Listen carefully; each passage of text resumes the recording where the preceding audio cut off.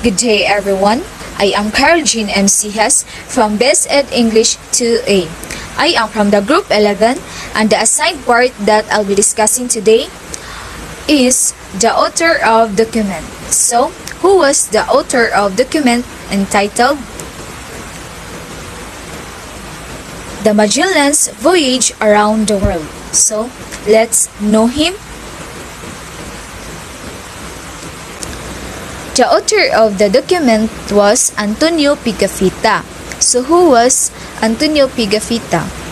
Antonio Pigafetta was an Italian nobleman, Venetian scholar, a geographer, and cartographer. So he is also an specialist of geography and also the expert of creating maps.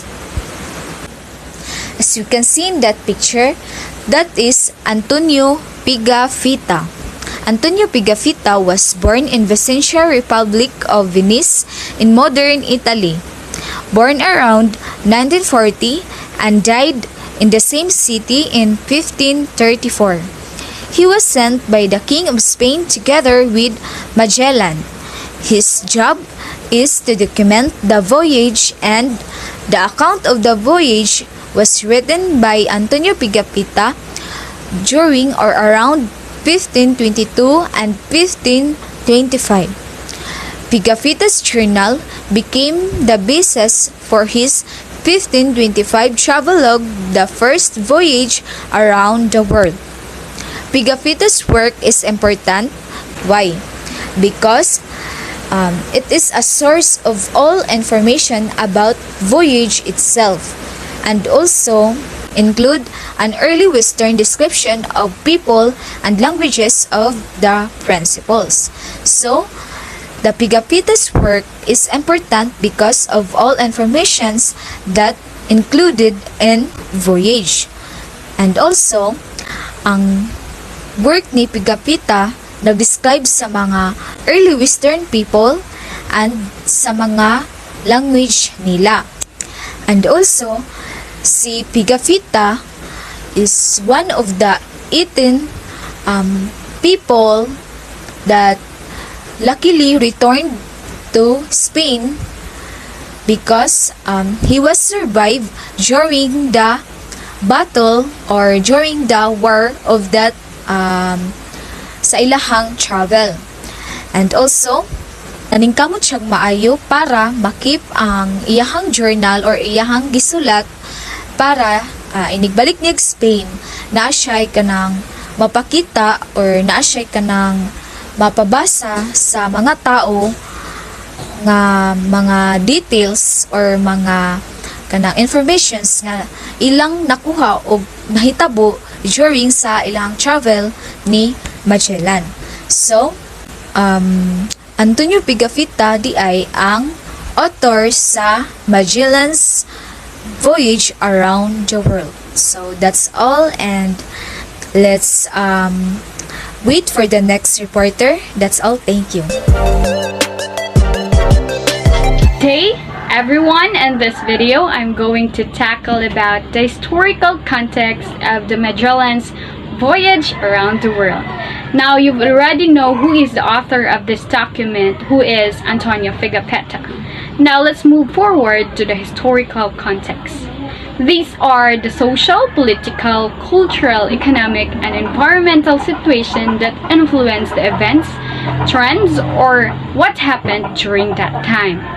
Now, this expedition has a narrative and cartographic record that affects geographical, cultural, and religious views. I say political when Ferdinand Magellan proposed a deal to King Charles V and agrees to provide a Spanish fleet named Armada Molucca with 5 ships, namely Trinidad, Santiago, Concepcion, San Antonio, and Victoria. They were the first to circumnavigate around the world, which was led by Ferdinand Magellan, and when he died in the Battle of Mactan, Juan Sebastian Elcano took over, and one of the survivors is Antonio Pigafetta, which kept the journal in their expeditions. This changes our cultural view when discoveries of things and practices we usually do is practiced until today.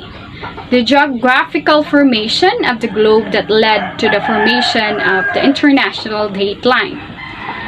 Well, next would be the religious beliefs. In the Philippines, Catholicism was introduced to us during that time by the Spanish.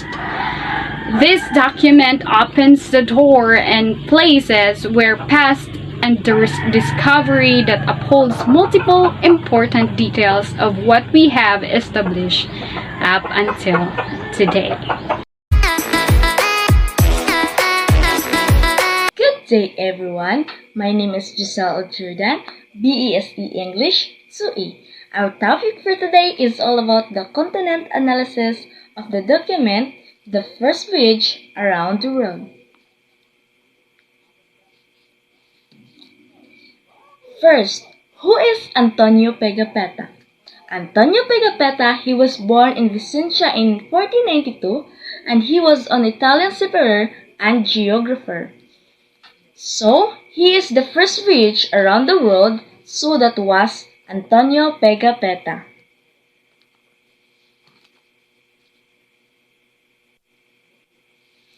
Langrons Island, presently known as the Marianas Island.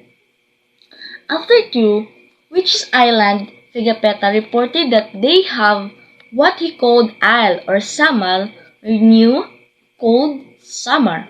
But Magellan decided to land in other islands in a habitat area for greater security where they could rest for a few days.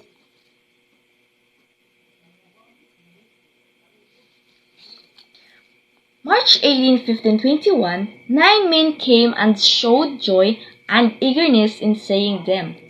Magellan realized that the men were reasonable and welcomed them with food, drinks, and gifts. Pigafetta characterized the people as very familiar and friendly. They willingly showed them different islands and the name of these islands. March 25, 1521, they sailed to Balanghay or Balangay, a longboat full of people in Mazava or Mazawa.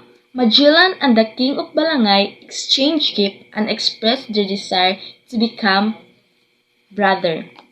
After a few days, Magellan was introduced the king, brother Pigafetta, reported that they swine so both this king was Suraya Colombo, king of Suluan, and Calagan, and the first king was Suraya Siagao. On March 31, Magellan ordered the salad by the mast, first mast held in the Philippines. So this is the first held in the Philippines, our first mast. First mast held in the Philippines, Magellan planted a giant cross, is in our land became the P. Magellan cross, which is still preserved at the present. The giant cross. So this is the giant cross. He was considered the first mast. By April 7, Magellan and his man, which the fort, the king of Cebu, was baptized as a Christian, Cebu.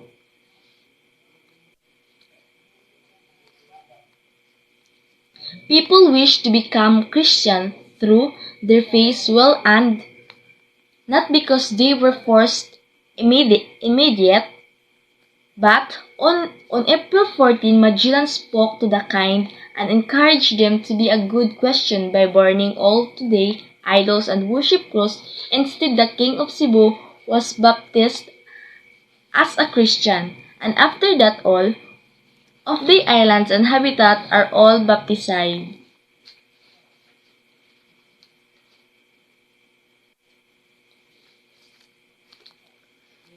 The Battle of Mactan. On April 26, Zula, a principal from the island of Mactan, went to Magellan to use for a boat full of men to fight against the chief named Lapu-Lapu. Magellan offered 3 boats instead and went to Mactan to fight against Lapu-Lapu. day number 49 in Tondo, and fight against 1,500 islanders of Mactan. Magellan died in the battle through to his first poison in his arrow eye right.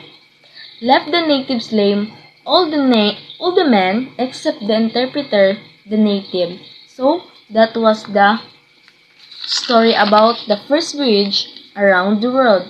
That's all. Thank you for today. Thank you for watching.